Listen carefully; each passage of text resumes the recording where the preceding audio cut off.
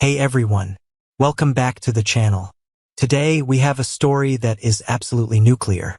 What do you do when you spend your life clawing your way up from rock bottom, only to find out your own parents and golden child brother are plotting to rob you of your $32 million empire? Let's dive into our story today. My brother was always the golden child. Parents paid his rent. Now I have $32 million, and my perfect legal trap will leave him with nothing. Let's get into it. My name's Arthur. I'm 45, and for as long as I can remember, my family made it painfully clear who the chosen one was. Spoiler alert, it wasn't me. My older brother, Robert, was the undeniable golden child from the exact moment he took his first breath in this world. If he sneezed, my parents would rush over with tissues, hot soup, and a thermometer, acting like it was a national emergency.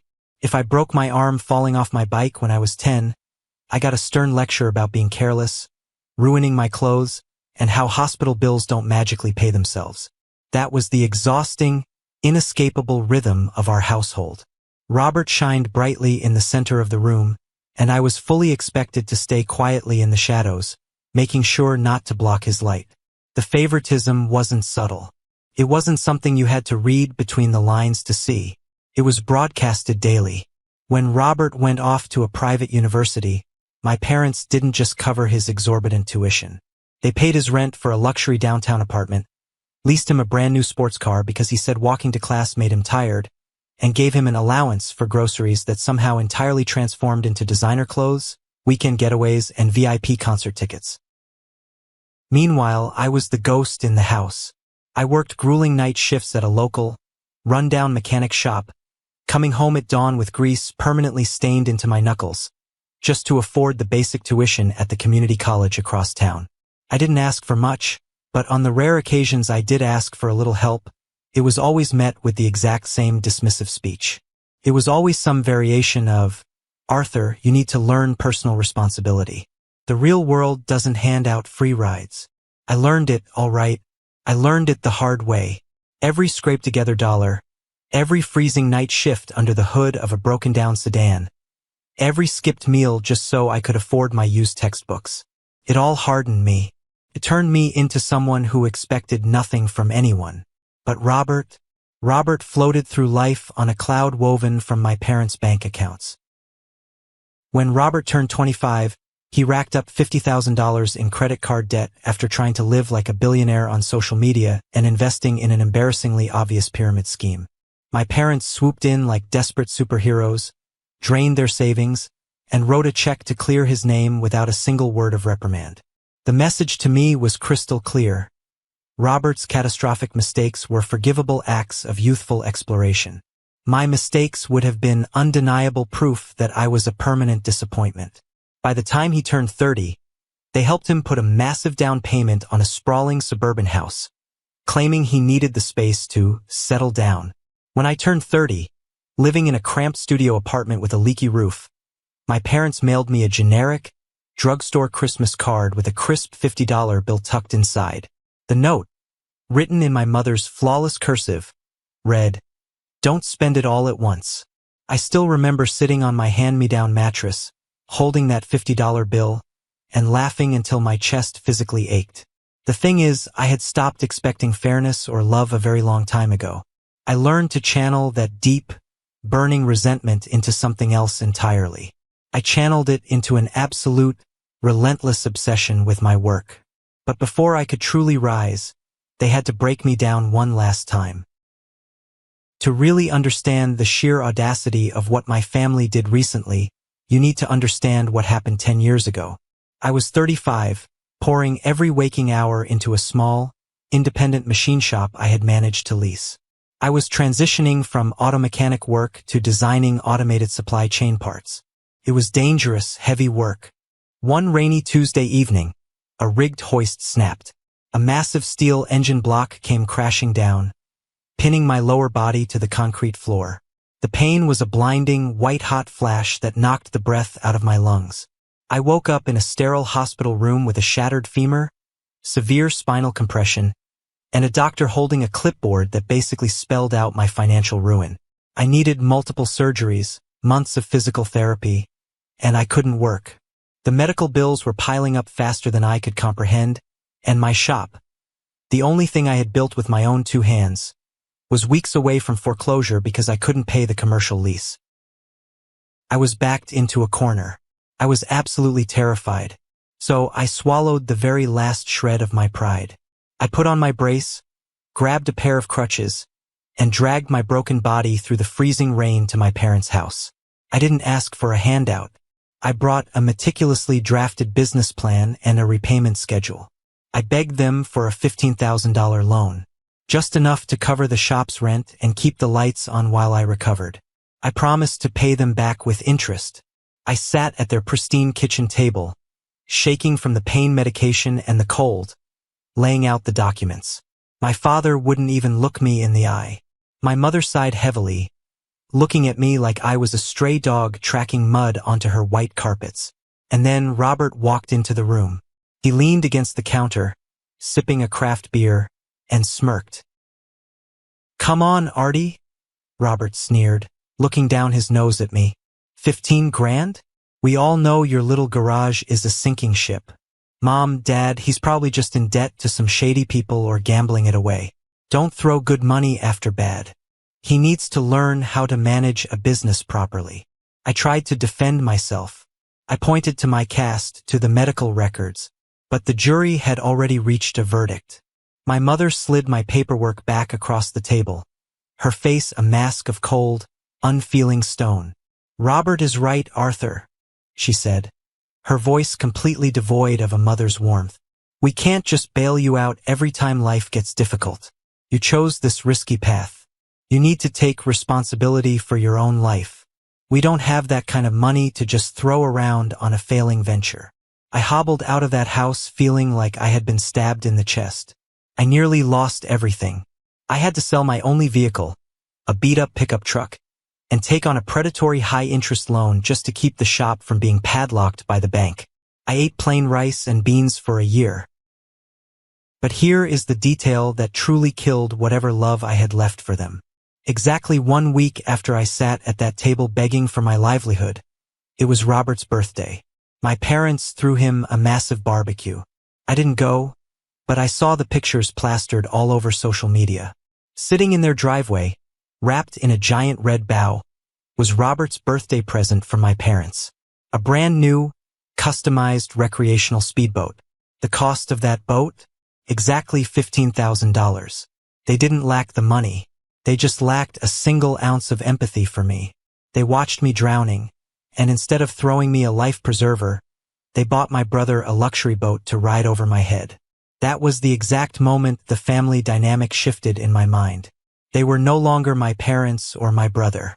They were just strangers who happened to share my DNA. From that day forward, I was truly alone, and that realization was the most liberating thing that ever happened to me.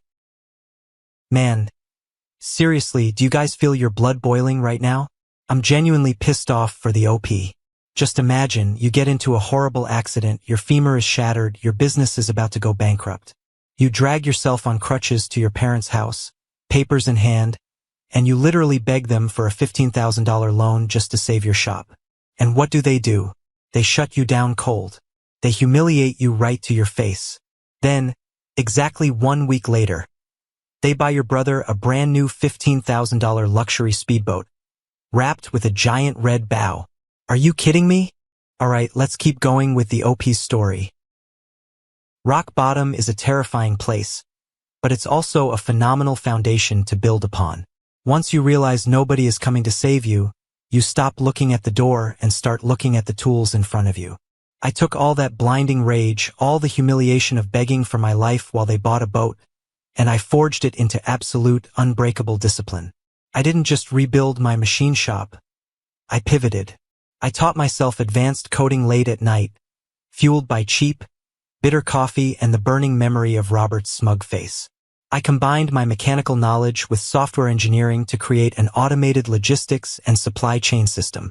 For 15 years, I existed in a state of total, unapologetic obsession.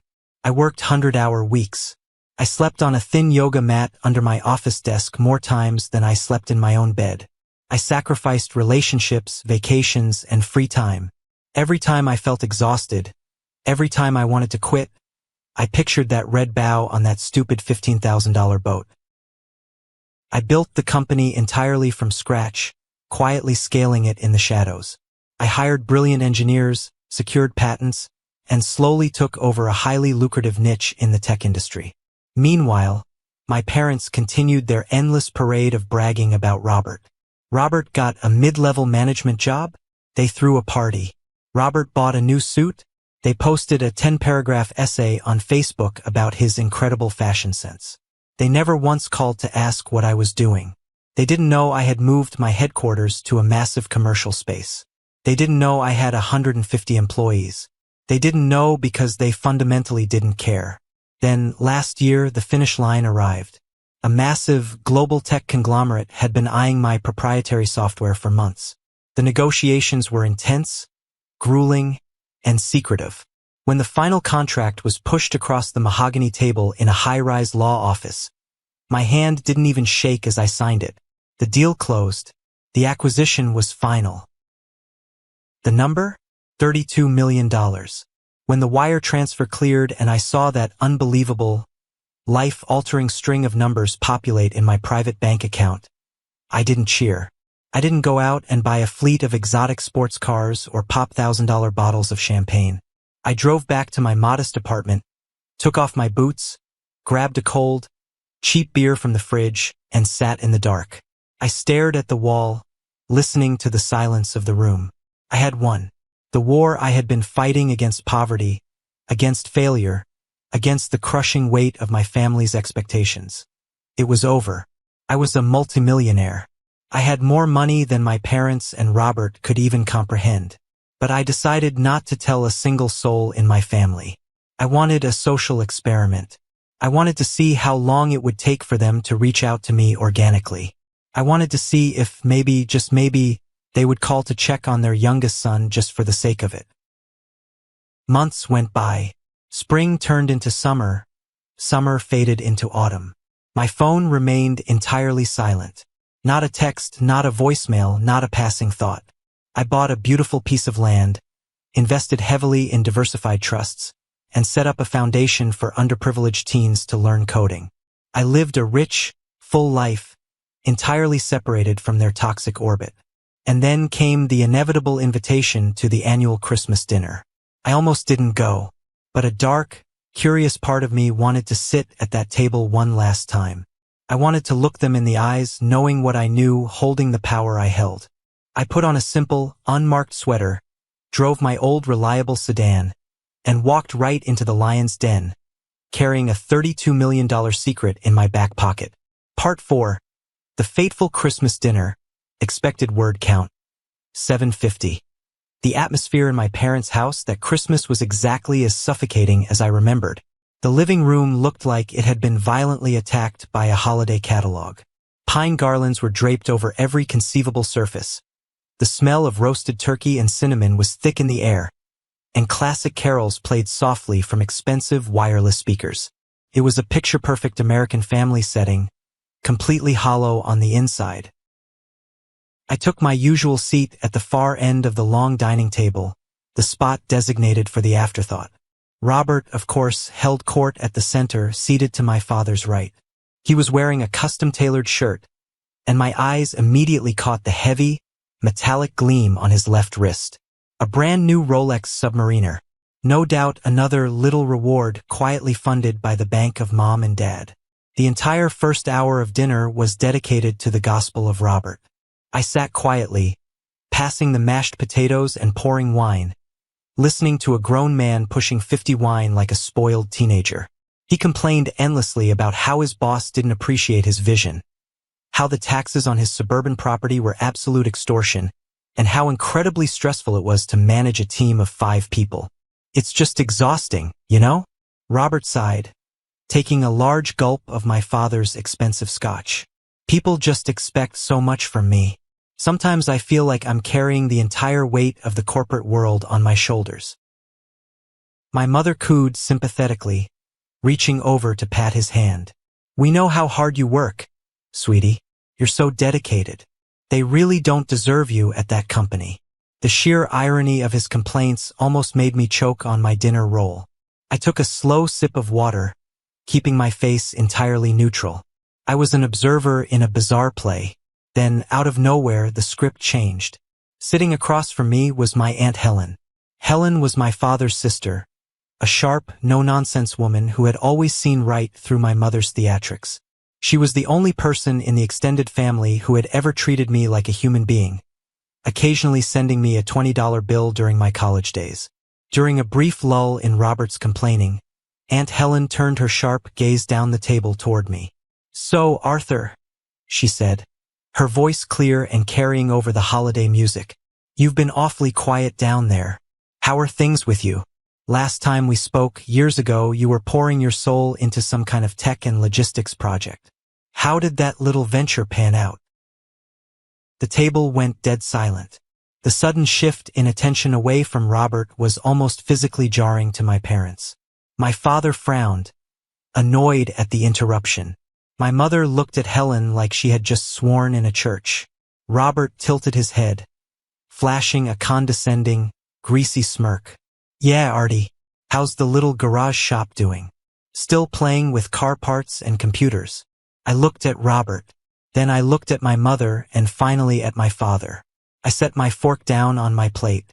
The clink of the metal against the porcelain sounded like a gunshot in the quiet room. I leaned back in my chair, interlaced my fingers, and took a slow, deliberate breath. "Actually, Aunt Helen, the venture panned out incredibly well," I said, my voice completely calm, devoid of any bragging or emotion. It was a simple statement of fact. "I sold the company last year." My father scoffed, taking another sip of his scotch. "Sold it? For what? Enough to buy a used Honda?" I held my father's gaze, unblinking. "No, Dad. It was a full corporate acquisition by a major tech firm. I sold it for $32 million. The air was instantly vacuumed out of the dining room. It was as if someone had hit a mute button on the universe. A fork literally slipped from my mother's hand and clattered loudly onto her plate, spraying a bit of gravy onto the white tablecloth. Aunt Helen's eyes went wide, a genuine, delighted smile spreading across her face. But the rest of my family? They looked like they had just watched a ghost walk through the wall. The silence stretched on for 5, 10, 15 agonizing seconds. The Rolex on Robert's wrist seemed to tick louder.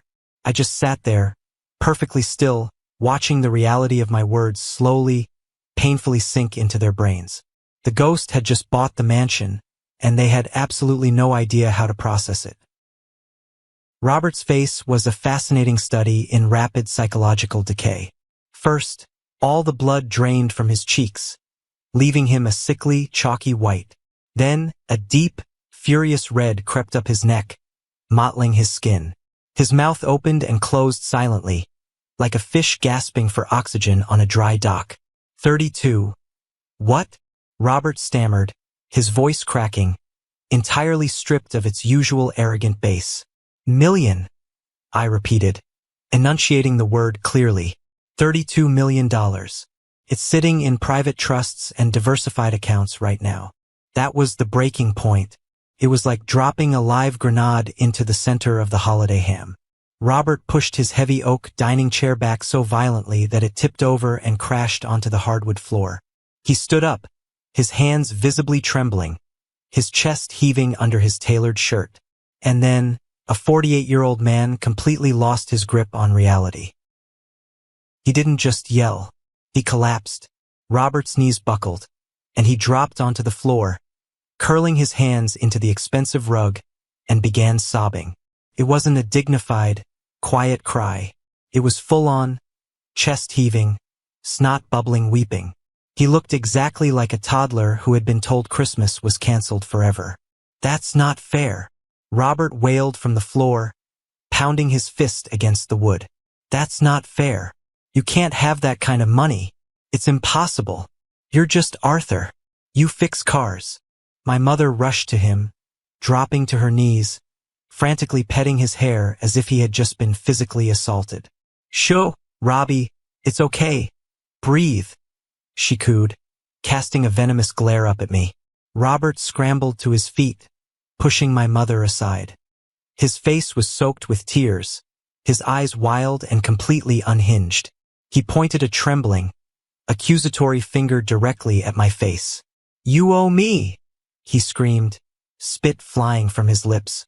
"I carried this family's reputation. I did everything right. I went to the right school. I deserve that money. You need to give me at least $18 million right now. I deserve it more than you." I sat frozen, not out of fear, but out of sheer, unadulterated awe at the absolute delusion unfolding in front of me. I actually thought I had misheard him. 18 million? He was seriously demanding the lion's share of the money I bled for, simply because he existed? Before I could even formulate a response to that sheer insanity, my mother slammed both of her hands onto the dining table. The crystal wine glasses rattled violently. She stood up, leaning over the food, her face twisted into a mask of pure, unadulterated hatred. It was a look she had never given Robert, a look reserved exclusively for me. "You stole his future," she screamed, her voice shrill and echoing off the walls. "You robbed your brother of what should have been his. You deliberately hid this from us. You sat there hoarding millions while your brother stressed over his mortgage? How dare you? You planned this just to make him look bad." I looked at my father. He was staring into his scotch glass, completely silent, cowardly avoiding my eyes, just as he had done 10 years ago. I didn't yell. I didn't raise my voice. I slowly stood up, pushing my chair in neatly.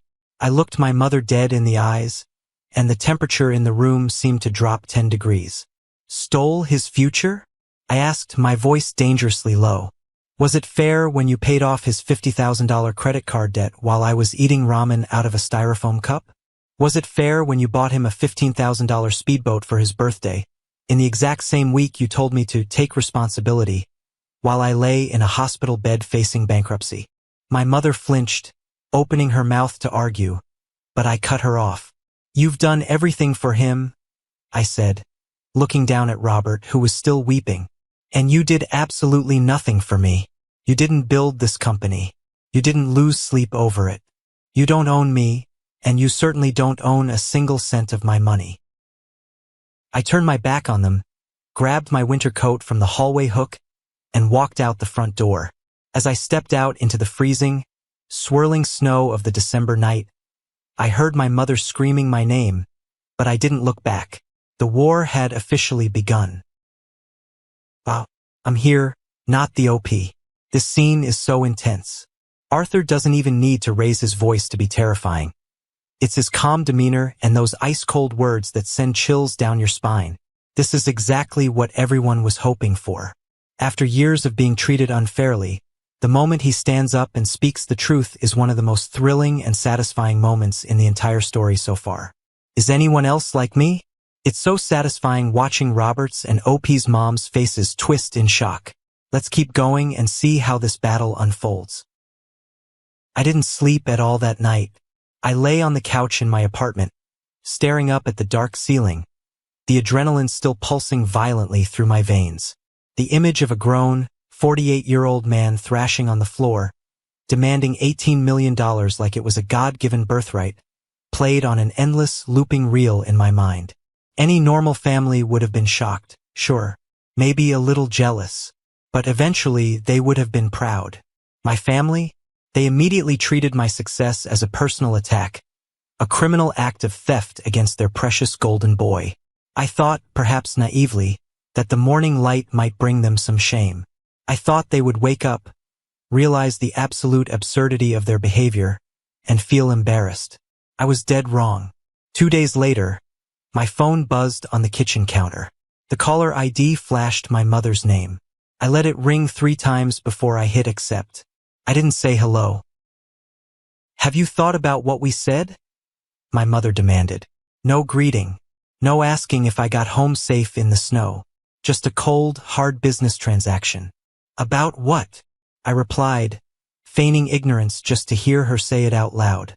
"Don't play dumb with me, Arthur," she snapped, her tone dripping with toxic authority. Your brother is in pieces. He hasn't slept in 2 days. He had to take time off work because he's so traumatized by your betrayal. We have always taught you that family comes first. Your brother has carried the social weight of this family for decades. Give him the 18 million so he can feel secure, or you will deeply regret turning your back on your own blood. I gripped the edge of the kitchen counter so tightly my knuckles turned white. Let me get this perfectly straight, I said, my voice eerily calm. You are giving me an ultimatum to hand over $18 million. Money I bled for, money I spent 15 years building, just because Robert threw a temper tantrum?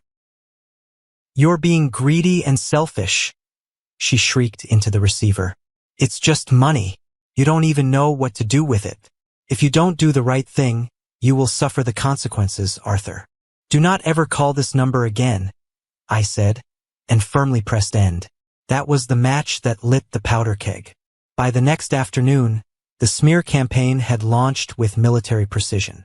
My mother and Robert immediately went to work, calling every aunt, uncle, cousin, and family friend in our directory. They didn't tell the truth, of course. They spun a masterful, completely fabricated narrative. To hear them tell it, I was a sociopathic, heartless billionaire miser. They told everyone that Robert was on the verge of losing his home. A lie? He lived in a massive house they helped pay for. That his children were going to suffer? A lie? They went to private school. And that I sat at Christmas dinner, flaunting my wealth and laughing in Robert's face while refusing to lend him a few dollars to survive. My phone exploded. I started getting aggressive, guilt-tripping text messages from cousins I hadn't spoken to in 15 years. Hey Artie, heard about your payday. Pretty disgusting how you're treating your brother.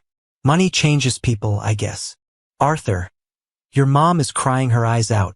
Be a man and help your family. You can't take it to the grave. They were poisoning the well, attempting to socially isolate me, to pressure me into caving through sheer public humiliation. They thought the threat of being the family villain would break me, but they fundamentally misunderstood who I was. I had been the villain in their story since I was born. I was completely immune to their guilt. I didn't respond to a single message. I just watched the texts roll in, feeling a profound, icy disgust.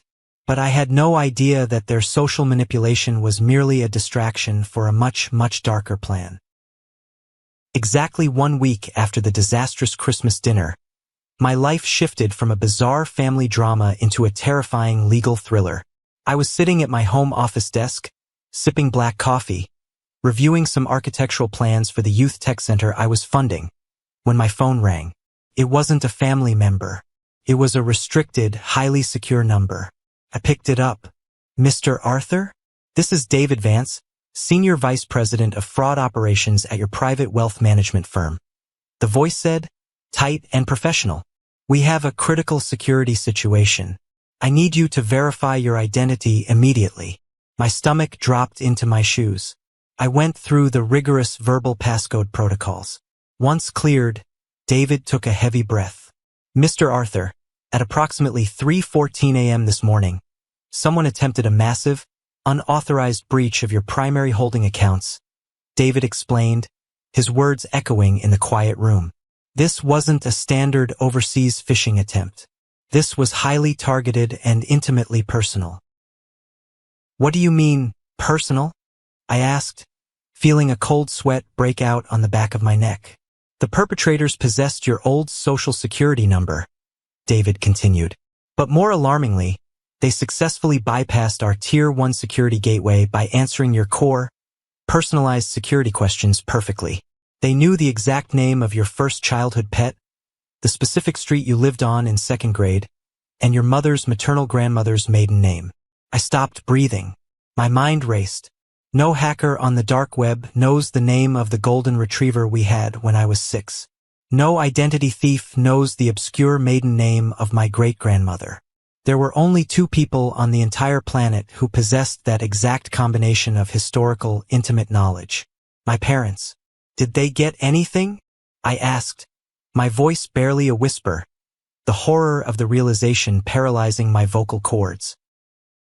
No, sir, David assured me quickly. When they attempted to establish a recurring, permanent wire transfer of $2 million a month to an external account routing to a Robert. Our Tier 2 enterprise AI flagged the IP address mismatch and the velocity of the request. The system immediately locked the entire portfolio down. Your funds are completely safe. But Mr. Arthur, the IP address of the login attempt traces back to a residential broadband network in your hometown. Do you want us to involve federal authorities? I sat in my chair, staring blindly at my computer screen. This wasn't just a dispute over a dinner table anymore. This wasn't just my mother yelling at me or my brother crying about fairness. My own flesh and blood, the people who brought me into this world, had sat in the dark of the night, typed in my social security number, and actively tried to electronically rob me of my life's work. They were trying to drain me dry to fund Robert's pathetic, entitled existence. This was a felony. This was a massive, undeniable federal crime. Don't call the FBI yet, David, I said, my voice suddenly turning to cold, hard steel. Lock down everything. Issue new credentials. I want a full, forensic IP trace report and the timestamped digital logs sent to my secure server within the hour. Understood, sir, David replied. I hung up the phone. The silence in the house was deafening. The last shred of familial obligation, the last tiny, pathetic ember of hope I had that they were just misguided, was extinguished forever. They hadn't just crossed a line. They had obliterated it with a bulldozer. They thought I was the same broken, desperate 35-year-old man begging for a loan. They thought I would be a soft, easy target. They were about to find out that the man they created by leaving him in the dark had learned exactly how to hunt in it. The blinding rage I felt after hanging up with the bank wasn't the kind that makes you scream or throw things. It was a cold, hyper-focused fury that sharpens every single one of your senses. I didn't wait for the morning. I grabbed my keys, got into my car, and drove straight to my parents' house. The tires of my sedan crunched aggressively against the packed snow of their suburban driveway. But as I pulled up, my eyes locked onto something that made my blood run absolute zero. Parked right in the center of the driveway, gleaming under the harsh glow of the street lamp, was a brand new, midnight black Ford F-250 Platinum pickup truck. It still had the temporary dealer tags on it. This wasn't a standard work vehicle. This was a luxury status symbol on heavy-duty wheels, easily carrying a price tag of $90,000. As I stepped out of my car, the front door of the house opened. Robert walked out, wearing a thick designer parka, jingling a heavy set of keys in his hand. He stopped on the front porch, looked at me, and then looked at the massive truck. The sheer, unadulterated smugness that radiated from his face in that moment is an image permanently burned into my retinas. Nice ride, isn't it? Robert said, his voice dripping with arrogance as he walked down the steps, patting the hood of the truck like he had actually earned it. Leather interior, panoramic sunroof, the works. Figured I deserved an upgrade. I stared at him, my breath pluming in the freezing air. How exactly did you pay for a $90,000 truck, Robert? You were crying on the floor about your mortgage just last week. Robert leaned against the massive grille of the Ford, crossing his arms, flashing a grin that made me want to put my fist straight through his teeth. Family takes care of each other, Artie. Mom and Dad knew you'd eventually come around and stop acting like a selfish prick, so they went ahead and gave me a little advance. They pulled from their retirement savings to cover it in cash. They know you're good for it. The ground felt like it was shifting beneath my boots. An advance. They had raided their own retirement funds to buy him a luxury truck, fully believing they were about to successfully hack my bank accounts to reimburse themselves. The entitlement was so astronomically high it bordered on psychosis. I ignored Robert and shoved past him, storming right through the front door of the house. My mother was sitting in the living room, reading a magazine by the fireplace as if she hadn't just committed a federal crime hours earlier. She looked up, startled by my sudden entrance. Did you really think you could just hack into my private bank accounts? I demanded, my voice echoing off the vaulted ceilings. You used my social security number. You used my childhood security questions to try and steal millions of dollars from me. Do you have any idea what you've done? My mother didn't gasp. She didn't deny it. She didn't even have the decency to look ashamed.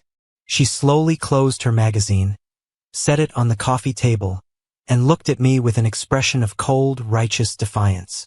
"Don't you dare raise your voice in my house, Arthur," she commanded, her tone sharp and unyielding. "We were just making sure things were allocated fairly. You clearly have no moral compass, so your father and I had to step in. Robert is family. If you won't do the right thing and share your wealth, then we will do it for you." "That is wire fraud and identity theft," I yelled, the sheer disbelief cracking my stoic facade. "That is a federal felony. You could go to federal prison." My mother actually scoffed. "Oh, please. You wouldn't put your own mother in jail over a little family restructuring. Besides, who would ever believe you? You're just a bitter, jealous mechanic who got lucky. Now get out of my house before I call the police." Hold on a second. This scene is really heavy. Guys, OP is truly deeply hurt. What would you do if your own mother threw you out like a piece of trash? Would you choose to cut off the entire relationship? Or would you try to empathize with their feelings because no matter what, she's still your mother? Drop your opinions in the comments, and let's continue together. For the next 4 days, I completely isolated myself. I didn't go to my office, I didn't answer emails from my investment partners, and I certainly didn't answer my phone, which continued to light up with vile texts from manipulated relatives. I locked the doors of my apartment, closed the blinds, and sat in the quiet dark. I'm a 45-year-old man who has seen his fair share of hardship. I've had my body crushed by an engine block. I've faced the terrifying abyss of bankruptcy, and I've eaten out of garbage cans in my darkest hours. But nothing, absolutely nothing, prepares a man for the profound, suffocating realization that his own parents view him merely as an ATM to be violently cracked open. It was a very specific type of grief. I was mourning people who were still alive. I was mourning the phantom idea of a mother and father that I never actually had. I remember sitting at my kitchen island at 2 in the morning, staring at a faint, jagged scar on my forearm from my mechanic days. I traced it with my finger. I had earned that scar. I had earned my $32 million, and they thought they could just take it. On the 5th day, the crushing weight of the depression lifted, rapidly replaced by a hyper-rational, icy state of calculation. I didn't want to cry anymore. I didn't want to yell. I wanted to dismantle their entire world, piece by piece, using the very legal and financial systems they thought they could outsmart. I opened my laptop and made 2 phone calls. The first call was to my corporate attorney, a woman named Sarah. In the tech logistics world, Sarah was known simply as the Shark. She was 50 years old, possessed a brilliant, ruthless legal mind, and drank her coffee black. When I explained the situation, the Christmas dinner, the hacking attempt, the confession, and the smear campaign, she didn't offer me emotional sympathy. She offered me a battlefield strategy. "Arthur," Sarah said, her voice crackling over the phone with absolute authority, "family disputes are messy because people let emotions steer the ship. We are not going to do that. We are going to build an impenetrable fortress around your assets, and then we are going to drop a legal anvil on their heads. They want to play the victim? We are going to give them a sworn deposition." The second call was to a private investigator Sarah highly recommended. His name was Marcus, an ex-federal financial fraud examiner who specialized in following digital paper trails. I didn't need him to follow my brother's car or take photos through windows. I needed him to definitively, legally prove exactly what my parents and brother had done, securing evidence that would hold up under the brutal scrutiny of a civil courtroom. I gave Marcus the contact information for my bank's fraud department, the VIN number of Robert's new Ford F-250 that I had memorized in the driveway, and a blank check. "Find everything," I told him. "Leave no stone unturned." The grief was gone.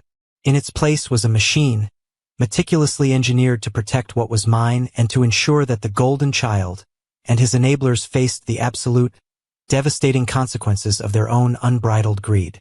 The next 3 weeks were a masterclass in aggressive wealth protection and forensic investigation. I spent hours sitting in Sarah's sleek, glass-walled conference room, signing stacks of legal documents. First, we locked the vault. Under Sarah's direction, I moved my entire $32 million portfolio out of standard private wealth accounts and into a complex, multi-layered architecture of irrevocable trusts and holding companies located in highly secure jurisdictions. I legally removed myself as the direct owner of the capital, assigning it to corporate entities that I managed. Even if my parents somehow hired a miraculous lawyer, they couldn't sue me for money I technically didn't own on paper. The fortress was sealed. Next came the paper trail. I hired a forensic accountant to go through 30 years of my parents' financial history, which was remarkably easy given they had stupidly linked me to one of their minor checking accounts when I was 18 and never removed my name. The accountant created a massive, comprehensive Excel spreadsheet. It documented every single handout, bailout, and gift they had ever given Robert. The $50,000 credit card debt, the down payment on his house, the $15,000 speedboat, the lease payments on his cars. It amounted to over $400,000 in undocumented gifts over 20 years. It was the ultimate, undeniable proof of their extreme favoritism, ready to be weaponized against their narrative that Robert was a hard-working victim. But the real killing blow came from Marcus, the private investigator. Marcus walked into Sarah's office 2 weeks later, dropping a thick, manila folder onto the conference table with a heavy thud. He didn't smile. He just opened the file. "They are incredibly sloppy, Arthur," Marcus said, pulling out a stack of documents. "First, I liaised with your bank's cybersecurity team. We obtained the subpoena-ready digital logs of the hacking attempt. The IP address definitively traces back to the router installed at your parents' residential address. Furthermore, the device used to input your social security number was a desktop computer registered in your father's name." Marcus pulled out a second document. It was a copy of a dealership invoice. "This is the Holy Grail," he continued, pointing a pen at the highlighted numbers. "I tracked the sale of the Ford F-250 Platinum. It was purchased for $92,500. It was paid for in full via a cashier's check drawn directly from your parents' joint retirement savings account. The timestamp on the cashier's check is exactly 14 hours after they attempted to breach your bank accounts. They literally spent the money assuming they had already stolen yours to replace it." I looked at the documents. It wasn't just evidence. It was a perfectly crafted noose. They had executed a premeditated plan to rob me, and they had left a digital and paper trail a mile wide. "So, what's the next move?" I asked, looking at Sarah. "Do we call the police?" Sarah leaned back in her leather chair, a dangerous, calculating glint in her eye. "No. If we go to the police, the state takes over. It becomes a slow, quiet criminal matter, and your brother gets to play the tragic figure whose parents made a mistake. We aren't doing that. We are going to file a massive civil lawsuit against all three of them for attempted fraud, misappropriation of identity, and intentional infliction of emotional distress. We are going to drag them into a mediation room, and we are going to legally strip them of their dignity." But before the lawsuit hit, I had one final, personal piece of business to handle. I needed to destroy the smear campaign Robert had built. I was going to fight their lies, not with shouting, but with blinding, undeniable truth. OP has truly undergone a complete transformation. He's no longer sitting around complaining. He turned all that pain into action. The way he matured was incredibly painful. From a boy who still clung to a faint hope, he has become a cold, decisive man. Honestly, if it were me, I don't know if I could stay calm enough to do what he did. What about you guys? Has anyone ever felt like they lost their family in this way? Drop your stories in the comments and tell me. For weeks, Robert and my mother had been playing the victims, calling every relative and family friend to paint me as a greedy, sociopathic billionaire who had abandoned his struggling family. My reputation among the extended family was in tatters. But I knew something they didn't. Fighting rumors with defensive arguments only makes you look guilty. The only way to kill a lie is to overwhelm it with a massive, unassailable truth. I reached out to a contact at a prominent regional business and lifestyle magazine. They had been begging me for an exclusive profile ever since the news of my $32 million acquisition leaked in corporate circles. I finally agreed to sit down with their senior editor. I didn't use the interview to bash my family. In fact, I barely mentioned them. Instead, I told the absolute unfiltered truth about my journey. I talked about working the night shifts at the auto shop with grease under my fingernails. I talked about the devastating accident that crushed my legs, the terror of facing bankruptcy, and the agonizing physical therapy I endured alone. I detailed how I built my software company from a cramped apartment, surviving on canned soup and sheer willpower. Then I revealed what I was doing with the money. I announced a $5 million endowment to create a series of vocational training centers for at-risk youth, focusing on mechanics and coding. I wanted to give kids the safety net I never had. When the magazine issue dropped, it featured a high-quality portrait of me on the cover, standing in my old machine shop. The headline read, "From crushed in a garage to a $32 million tech empire, the silent grit of Arthur." The article went viral within our community and among the extended family. It was a devastating, silent nuclear bomb dropped directly onto Robert's smear campaign. People read about my hospital stay, my near bankruptcy, and my massive philanthropic donations. The narrative shifted violently overnight. How could Arthur be a greedy monster if he was donating millions to orphans? How could Robert be the victim when Arthur had to rebuild his own shattered legs while working 100-hour weeks?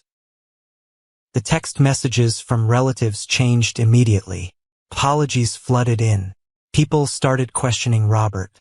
Why didn't you tell us Arthur was in a wheelchair 10 years ago? Why are you driving a $90,000 truck if you're struggling to pay your mortgage? Robert's carefully constructed house of cards was collapsing in the wind. While the social fallout was happening, Sarah set the legal trap.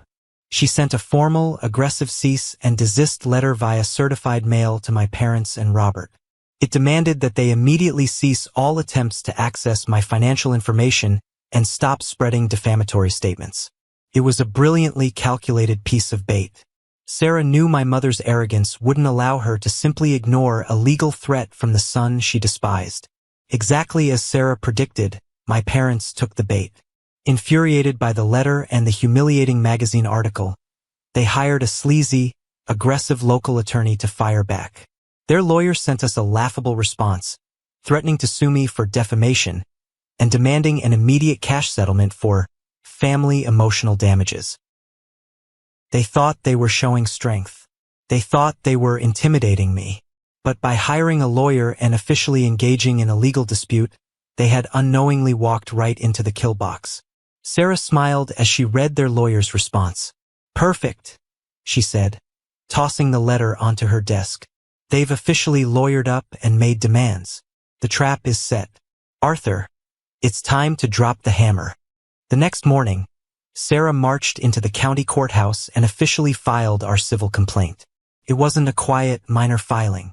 It was a comprehensive, devastating legal document that accused my parents and Robert of conspiracy to commit fraud, attempted grand larceny, identity theft, and severe financial harassment.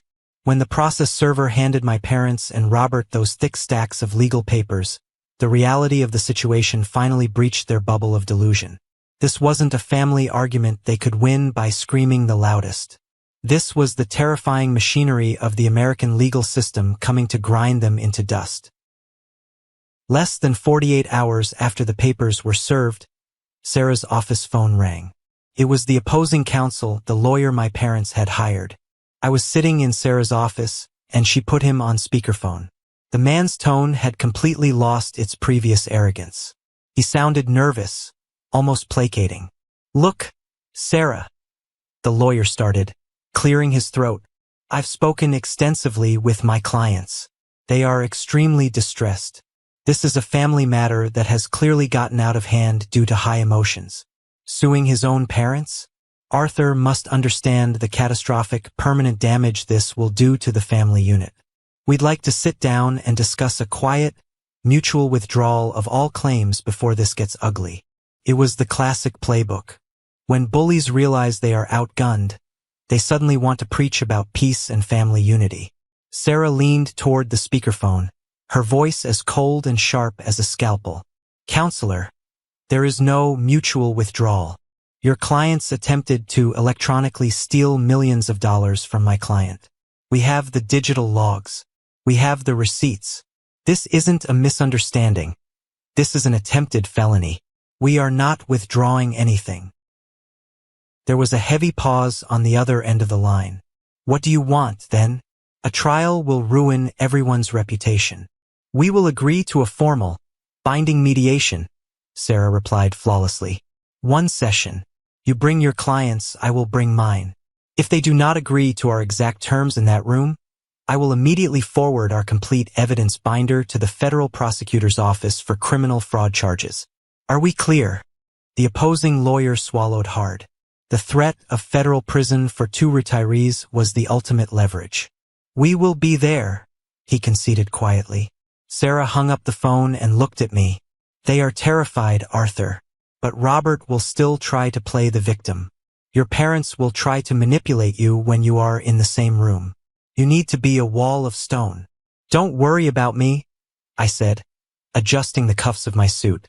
"The son they used to manipulate died 10 years ago. I'm just here to read the will." The date was set. The venue was a sterile, highly secure conference room in a neutral downtown arbitration building. It was time to pull back the curtain and force the golden child to look at his own pathetic reflection. The mediation room smelled faintly of ozone and expensive floor wax. I sat on one side of a massive, polished mahogany table with Sarah. Across from us sat my father, my mother, and Robert, flanked by their visibly sweating attorney. A neutral, retired judge sat at the head of the table as the mediator. My family looked terrible. My father had aged 10 years in 3 weeks, his eyes darting nervously around the room. My mother's usual immaculate posture was rigid with brittle terror. And Robert looked like a cornered rat. He kept crossing and uncrossing his arms, refusing to make eye contact with me. The opposing counsel opened the session with a predictable, desperate plea. "Your Honor, this is a tragic breakdown of family communication. My clients admit that emotions ran high after Arthur's sudden revelation of wealth, and perhaps some boundaries were blurred. But this lawsuit is a massive overreaction. We are asking Arthur to drop the suit in the spirit of family reconciliation, and perhaps offer a small, voluntary financial gift to help his brother through a tough time." I didn't say a word. I just looked at Sarah. Sarah didn't argue. She didn't raise her voice. She simply opened her sleek leather briefcase, pulled out 3 thick, bound folders, and slid them across the heavy wooden table. One for the mediator, one for the opposing counsel, and one placed directly in front of my parents. "Let's dispense with the fiction of blurred boundaries," Sarah said smoothly, her voice commanding the entire room. "Tab 1 contains the subpoenaed forensic IP logs from Arthur's private bank. It definitively proves that the unauthorized login attempt originated from the Wi-Fi router at your client's home address. Tab 2 contains the device registration, proving the computer used belongs to the father."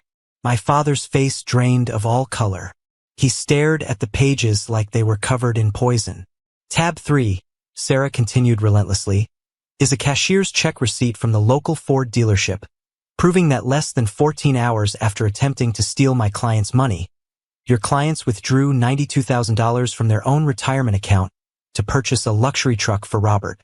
They committed attempted fraud to fund a lavish lifestyle for an able-bodied adult." The opposing counsel frantically flipped through the binder, his face flushing deep red. He leaned over and whispered furiously to my parents. He clearly hadn't been told the full truth about the IP logs. Robert suddenly slammed his hands on the table, unable to control his fragile ego. "He has $32 million, Robert shrieked, his voice echoing in the sterile room, pointing a shaking finger at me. "I didn't do anything wrong. I'm the one who did everything right. I gave you grandchildren. I carried the family name. I deserve a piece of that money. I deserve it. You deserve nothing," Sarah barked back, slamming her hand flat on the table, instantly silencing him. She pointed directly at Robert. "Tab 4. It's the digital footprint showing that your mobile phone was connected to that exact Wi-Fi network at 3:14 a.m. during the hacking attempt. You were in the room, Robert. You are an accessory to attempted wire fraud. Robert's mouth snapped shut. His eyes widened in absolute, paralyzing horror as he realized his own digital trail had doomed him. He literally shrank down into his leather chair. My mother, realizing the walls were closing in, completely broke down. The arrogant matriarch vanished, replaced by a sobbing, desperate woman. "Arthur, please," she wept, reaching her hands out across the table toward me. "We're your parents. We gave you life. We were just trying to help your brother. Please don't send us to prison. We'll do anything. Please." I looked at her tears. 10 years ago, those tears might have moved me, but all I saw was the red bow on a $15,000 speedboat. "You didn't care if I lost everything, Mom," I said, my voice eerily calm and devoid of any pity. "You only care now because you got caught. I don't want to send you to prison, but you are going to pay for what you've done." I nodded to Sarah. It was time for the final terms. Sarah pulled out a final, single sheet of paper and slid it toward their attorney. "These are our non-negotiable terms," Sarah stated, her tone absolute. 1. Your clients will sign a sworn, legally binding admission of guilt regarding the unauthorized access of Arthur's accounts. 2. They will reimburse Arthur for every single cent of his legal and investigative fees, totaling $45,000, payable immediately. 3. They will sign a permanent, irrevocable restraining order, legally barring them from contacting Arthur, his businesses, or his financial institutions ever again. If they violate this order, or if they refuse to sign right now, we walk out that door and hand the evidence binder to the FBI. The room was dead silent. The mediator looked at the opposing counsel and simply nodded. There was no defense. It was total, unconditional surrender. My father's hands shook violently as he took the pen from his lawyer. He signed his name without reading the document. My mother signed next, tears staining the heavy paper, refusing to look at me. Finally, the paper was slid over to Robert. The golden boy hesitated. He looked at the paper that officially stripped him of his victimhood, his entitlement, and his pride. With a trembling, defeated hand, he scrawled his signature. As Sarah gathered the documents, sealing their fate, my mother looked up at me. Her eyes were red, filled with a toxic mixture of shame and venom. "You've destroyed this family, Arthur," she hissed, her voice trembling. "I hope your money keeps you warm at night." I stood up, buttoning my suit jacket. I looked down at the three of them, broken and pathetic in their expensive clothes. "No, Mom," I said, my voice ringing with absolute, unshakable clarity. "You destroyed this family when you chose greed over your own son. I just stopped letting you take me down with you." I turned around and walked out of the mediation room. I didn't look back. The aftermath was swift and brutal. To pay my legal fees and replenish his parents' decimated retirement accounts, Robert was forced to immediately sell his precious $90,000 Ford truck at a massive depreciation loss. The community and our extended family, having read the magazine article and caught wind of the humiliating legal settlement, completely alienated them. The golden glow around Robert was permanently extinguished, replaced by the shameful reality of a middle-aged man who tried to rob his own brother. As for me, I walked out of that arbitration building and into the cold, crisp winter air. I took a deep breath, filling my lungs with the sensation of absolute freedom. I got into my car and drove back to the life I had built with my own two hands. I continued to grow my investments. I watched the youth centers flourish, and I built a new family of friends and colleagues who respected my character, not my bank account. I learned the hardest, most valuable lesson a man can ever learn. Family isn't determined by blood or a shared last name. True family is determined by mutual respect, loyalty, and love. And if the people who share your blood decide to treat you like a target, you owe them nothing but the door. I survived the shadows, I built my empire in the dark, and now I finally get to live entirely in the light. Amazing. Seriously amazing. And that final reconciliation scene in the courtroom, where the golden child was forced to sign the permanent no-contact agreement while the mother was crying, We're your parents? That's karma. You guys agree with me, right? Now let's go through some comments I know you're all thinking. Reddit user Lucas87. Not wrong at all. The parents created this monster by spoiling Robert rotten and treating Arthur like the unwanted child. The hacking plot went way too far. Arthur's legal trap was absolutely perfect. Hope Robert enjoys the money from selling that old truck, because that's all he's getting. I completely agree. They're not the victims here. They tried to commit federal wire fraud against their own son. After that, there's no reason left to call them family. Reddit user Pitago Justice. A little wrong. Yeah, their parents were unfair, but completely cutting them off and making them pay $45,000 in legal fees seems pretty vindictive. They're still your parents. Maybe a smaller settlement would have been more mature. Oh please. They tried to steal millions of dollars through electronic fraud. Vindictive would have been calling the FBI right away. OP showed incredible restraint by handling it peacefully and letting them keep their freedom. Maturity is not letting someone rob you just because you share blood with them. Reddit user Flower Memo. The $15,000 boat story keeps haunting me. Arthur secretly building that for 15 years is the most gangster move I've ever read on this subreddit. Exactly. That boat moment was when the mask finally came off. Everything after that was just an unstoppable reversal of power. Like a car with no brakes speeding toward a cliff. Reddit user Family First or Last. This is exactly why I went no contact with my own parents. The whole golden child thing destroys everything. Proud of Arthur for choosing himself. Same here. Sometimes the most loving thing you can do for yourself is to close the door on people who only open it when they want something from you. In the end, OP didn't destroy the family. The parents did that the day they chose greed over their own son. He just refused to be their victim anymore. If you've ever been the forgotten sibling, drop your story in the comments. If you're new here, hit subscribe, turn on notifications, and I'll see you in the next episode, where the drama gets even darker. Stay strong, everyone. Peace out.